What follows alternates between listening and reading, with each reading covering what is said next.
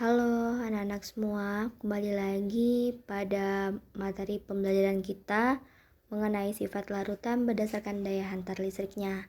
Nah, kali ini kita akan bertugas untuk memahami sehingga kita dapat merumuskan reaksi ionisasi yang dihasilkan oleh sifat larutan berdasarkan daya hantar listriknya. Nah, melalui clue yang telah Ibu berikan serta beberapa penjelasan terkait materi ini, tentunya Nanda semua sudah mengetahui apa sih yang dimaksud dengan reaksi ionisasi. Oke, sekarang Ibu berikan kesempatan pada Nanda, silahkan masing-masing tuliskan pemahaman Nanda mengenai reaksi ionisasi ya. Harus ditulis biar ilmu yang kita dapatkan gak cepat lupa ya. Ayo Ibu tunggu ya. Oke, Ibu yakin Nanda semua telah mengetahui dan paham apa yang dimaksud dengan reaksi ionisasi. Nah, sebenarnya reaksi ionisasi ini kata kuncinya hanya satu, yaitu adalah ada kata penguraian. Apa yang diurai? Yang diurai adalah ion-ion dari zat yang berperan pada larutan tersebut. Nah, pada larutan itu kita ketahui bahwa larutan terdiri atas dua. Ada yang dinamakan zat terlarut dan ada yang dikenal sebagai pelarut.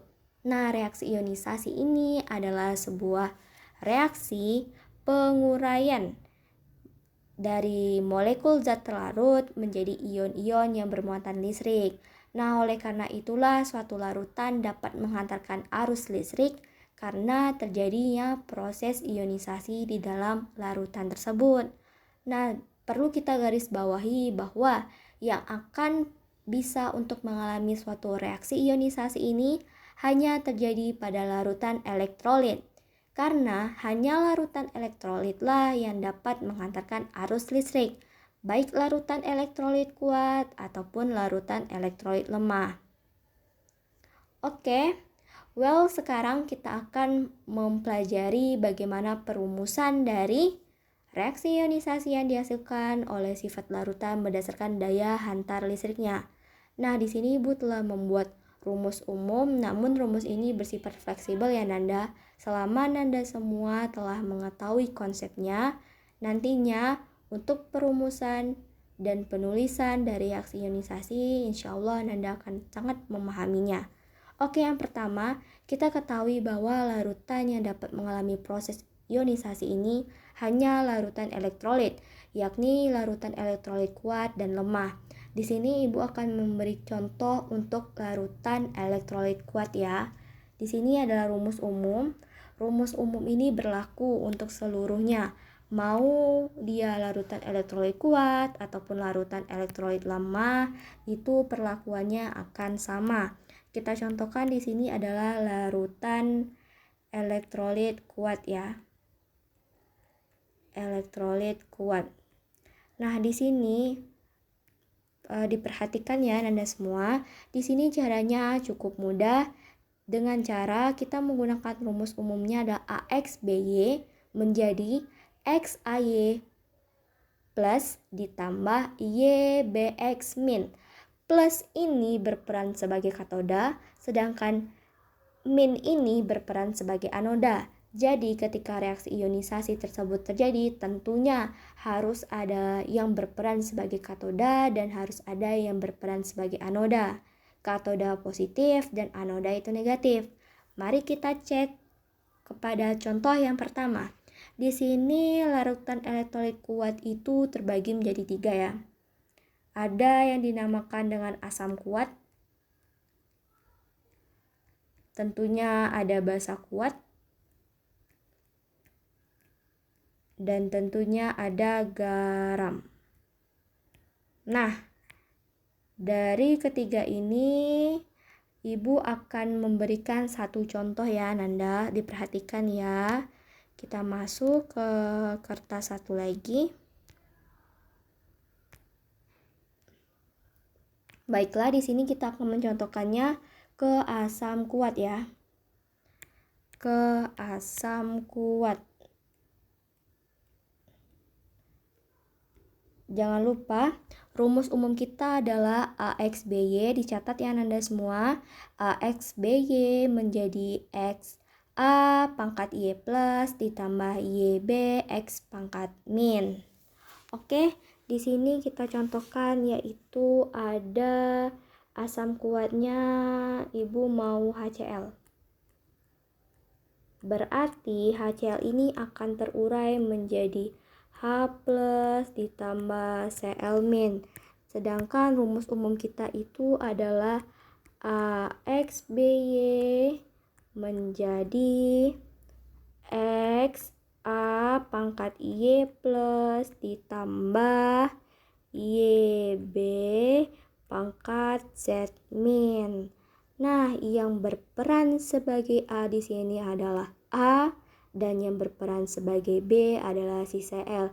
Kita ikutin langkahnya. Kebetulan untuk X dan Y di sini di HCl adalah sama-sama 1.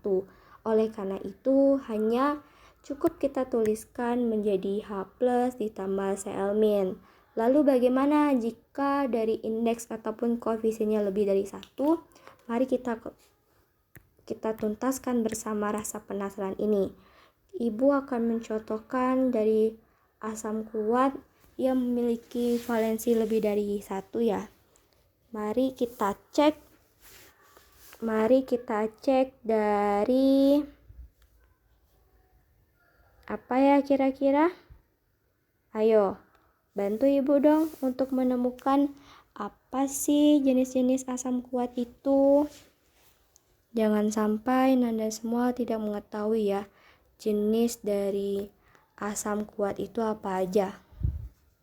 Atau mau lari dari asam kuat juga boleh. Kita contohkan yang lain. Gimana? Oke, kita pakai asam kuat ya. Oke, kita coba di sini asam kuatnya adalah H2SO4.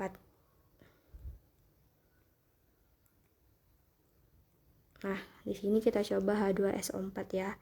Maka yang menjadi X adalah si H. Maksud Ibu yang menjadi A adalah si H. Dan yang menjadi B adalah SO4.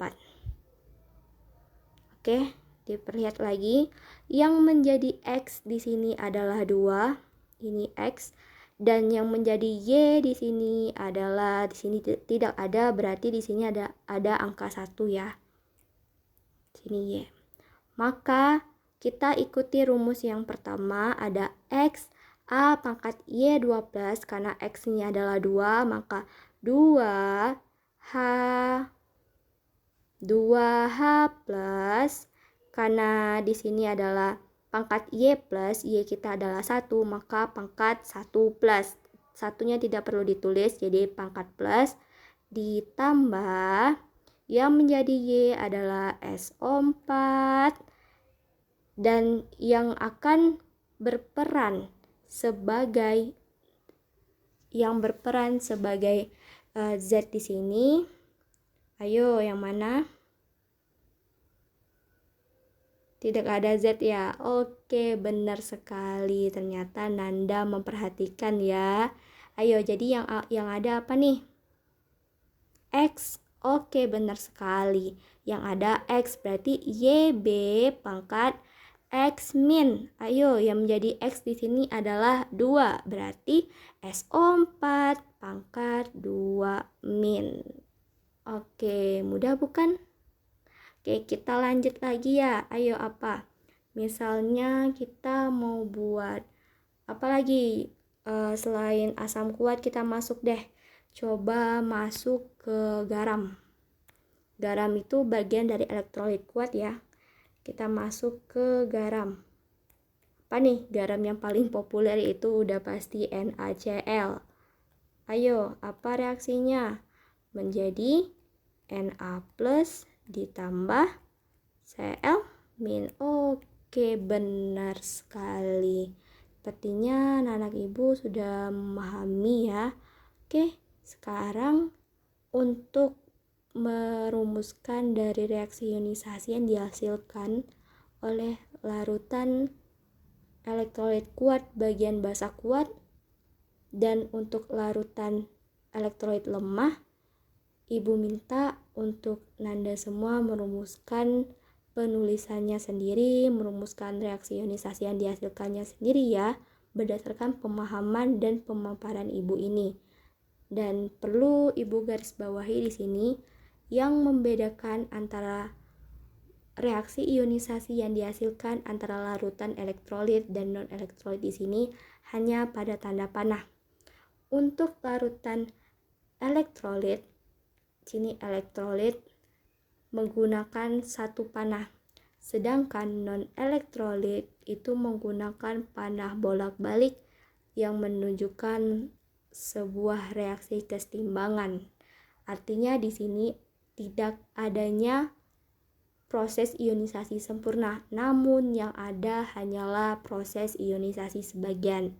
Untuk rumus umumnya sama, untuk proses reaksi ionisasi yang dihasilkannya juga sama, hanya membedakannya adalah terletak pada panah tersebut. Oke, Ibu tunggu jawabannya Nanda semua. Semangat belajarnya dan terus berproses. Terima kasih.